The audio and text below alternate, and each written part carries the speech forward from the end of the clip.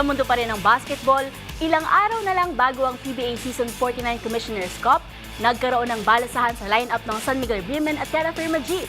At yan ay matapos ang blockbuster trade na kinabibilangan ng ilang veteran players habang inununsyo na rin ang opisyal na paglalaro ng forward na si Troy Rosario para sa Barangay Ginebra. Ang mga detalye tutok sa report na ito.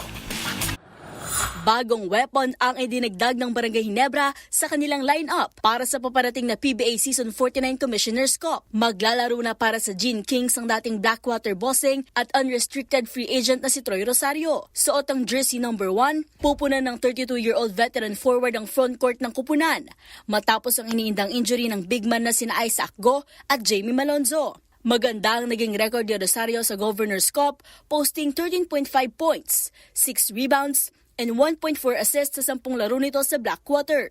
Samantala, isang blockbuster trade naman ang naganap sa pagitan ng San Miguel at Terra Firma. Ipinadala ng Beermen ang mga long-time player nito na sina Terence Romeo at Vic Manuel bilang kapalit nila Wami Chongson at Andreas Cahilig. Ang naturang deal ay opisyal ng inaprubahan ng PBA kahapon araw ng Lunes. Dahil dito, natuldukan na ang 5 taong paglalaro ni Romeo sa kupunan kung saan niya nakuha ang 3 PBA title. Habang dito naman nagtatapos ang 3 taong paglalaro ni Manuel para sa prangkisa. Dadatnan ng 2 magkahalong veterans at young guns ng Terra Firma, kabilang na sina Stanley Pringle, Christian Standhardinger, Aldrich Ramos, Kevin Ferrer at Kemar Carino.